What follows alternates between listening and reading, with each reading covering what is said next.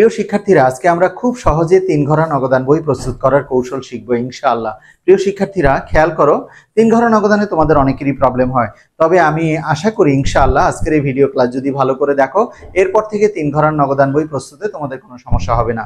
ওকে প্রিয় শিক্ষার্থীরা, খেয়াল করো, আমি 3 ঘর নগদান বই প্রস্তুতের জন্য একটি উদ্দীপক লিখে রেখেছি, যেখানে 2024 সালে জানুয়ারি 1 তারিখে বলা হয়েছে নগদ উদ্ধৃত 30,000 টাকা এবং ব্যাংক জমাতিরিক্ত 25,000 টাকা।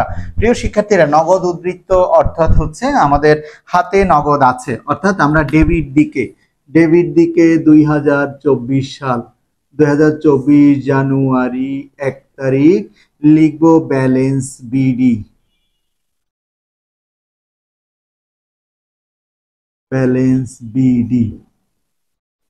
টাকা হচ্ছে 30,000 টাকা নগদের ঘরে, নগদ ব্যালেন্স নগদের ঘরে বসবে। ওকে, এরপরে বলেছে ব্যাংক জমাতিরিক্ত, অর্থাৎ ব্যাংকে যা জমা ছিল তার চেয়ে বেশি আমরা উত্তোলন করেছি। ব্যাংক জমাতিরিক্ত অলওয়েজ ক্রেডিট দিকে বসে, ক্রেডিট দিক।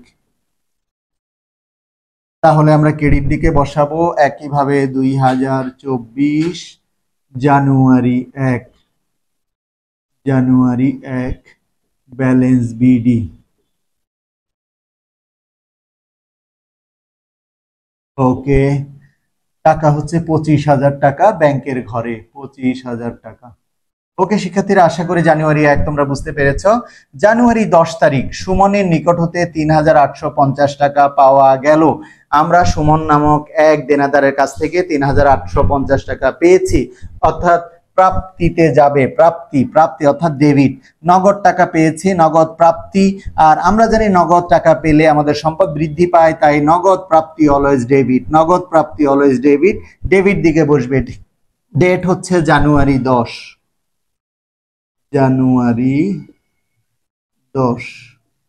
আমরা এখানে ডট ডটও দিতে পারতাম।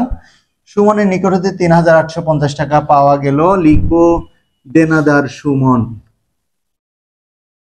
দেনাদার ব্র্যাকেটে সুমন।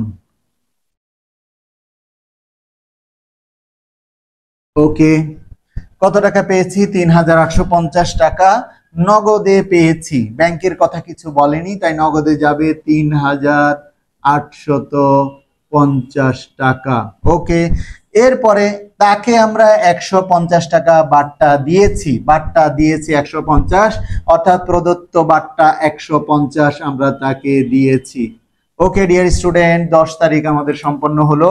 এবার খেয়াল করো, জানুয়ারি 20 তারিখ জহির ট্রেডার্সের পাওনা 9,500 টাকার পূর্ণ নিষ্পত্তিতে 9,350 টাকা প্রদান করা হলো। অর্থাৎ আমাদের কাছ থেকে জহির ট্রেডার্স নামক এক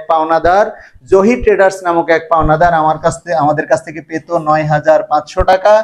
আমরা তাকে 3,550 টাকা দিয়ে নিষ্পত্তি করেছি, অর্থাৎ আমাদের কাছ থেকে কম টাকা নিয়েছে, অর্থাৎ আমরা বাট্টা পেয়েছি। তাহলে আমরা দিয়েছি কত? 9,350 টাকা। ওকে ডিয়ার স্টুডেন্ট, জানুয়ারি 20 তারিখ লিখবো পাওনাদার বা প্রদেয় হিসাব, পাওনাদার ব্র্যাকেটে জহির ট্রেডার্স। ওকে, আমরা দিয়েছি কত? 9,350। ব্যাংকের কথা বলেনি, তাহলে অবশ্যই আমরা নগদে দিয়েছি, নগদ থেকে নগদে বসাবো 9,350। প্রিয় শিক্ষার্থীরা, আমরা যখন নগদ টাকা প্রদান করি, প্রদানের ঘরে। আর নগদ টাকা প্রদান করলে নগদ সম্পদ চলে যায় নগদান হিসাব ক্রেডিট, অর্থাৎ প্রদানের দিকে, অর্থাৎ ক্রেডিট দিকে বসবে। নগদ প্রদান করেছি নগদের ঘরে। আর আমরা বাট্টা পেয়েছি কত টাকা? 9,500 টাকা পেতো আমাদের কাছ থেকে, আমরা দিয়েছি 9,350। 9,500 থেকে 9,350 যদি আমরা বিয়োগ করি, তাহলে 150 টাকা বাট্টা, 150 টাকা। ওকে ডিয়ার স্টুডেন্ট, আমরা করে ফেললাম জানুয়ারি 20 তারিখ। এরপরে দেখো, জানুয়ারি 31 2,500 টাকা নগদ উদ্ধৃত হাতে রেখে অবশিষ্ট টাকা ব্যাংকে জমা দেয়া হলো। আমরা হাতে নগদ রেখেছি 2,500, অর্থাৎ ব্যালেন্স বিডি। আমাদের নগদ হাতে রয়েছে, অলওয়েজ নগদে হাতে থাকবে ক্রেডিট দিকে, অর্থাৎ নগদেরটা ডেবিট উদ্ধৃত অলওয়েজ বড় হবে। ওকে ডিয়ার স্টুডেন্ট, খেয়াল করো, জানুয়ারি 31 আমরা লিখব জানুয়ারি 31 ব্যালেন্স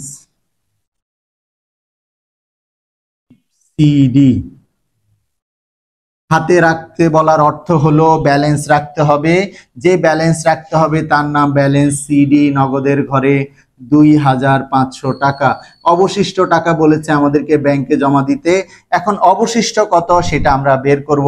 প্রিয় শিক্ষার্থীরা, এই লেনদেনটি, এত টাকা হাতে রেখে অবশিষ্ট টাকা ব্যাংকে জমা দাও, এই লেনদেনটি তোমাদের কাছে খুব কঠিন লাগে। আজকের এই ভিডিও ক্লাস যদি মনোযোগ দিয়ে খেয়াল করো, এরপর থেকে ইনশাআল্লাহ আর কঠিন লাগবে না। ওকে, 2500 টাকা হাতে রেখে বলছে, আমরা 2500 টাকা হাতে রাখলাম, অর্থাৎ balance CD, balance CD. Okay dear student, এবার আমাদের কাজ হচ্ছে আমরা বরাবর দাগ দিব, বাট্টার ঘরেও দাগ দিব, নগদের ঘরেও দাগ দিব, ব্যাংকের ঘরেও দাগ দিব যোগ করার জন্য। ক্রেডিট দিকেও বাট্টার ঘরে, নগদের ঘরে, ব্যাংকের ঘরে দাগ দিব। ওকে, এবার আমরা ডেবিট দিকে নগদের টাকা যোগ করি।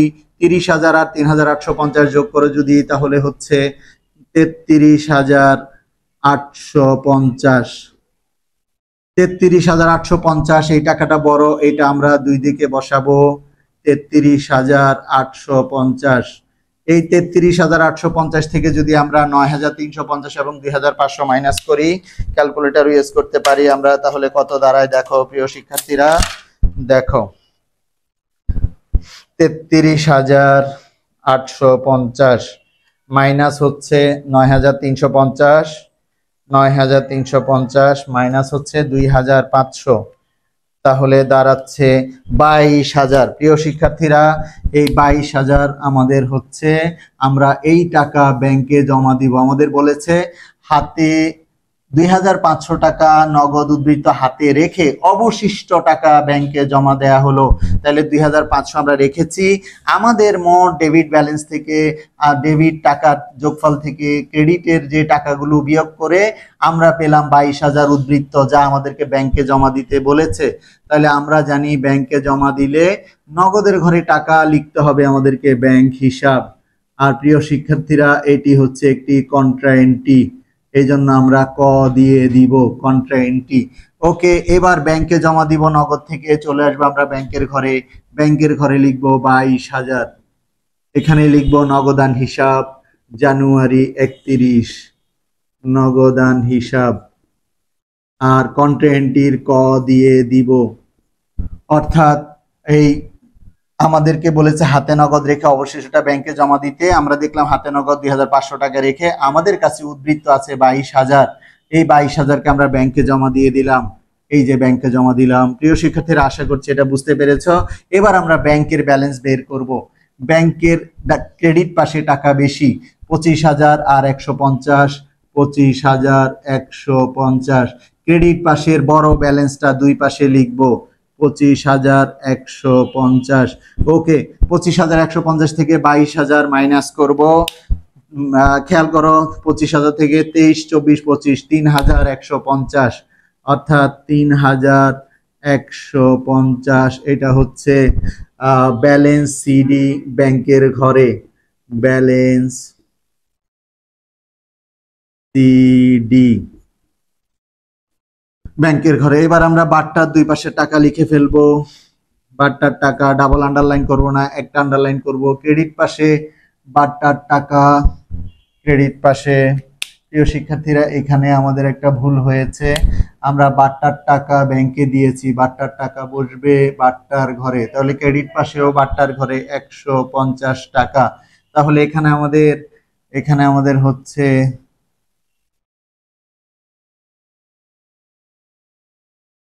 টোটাল 25,000।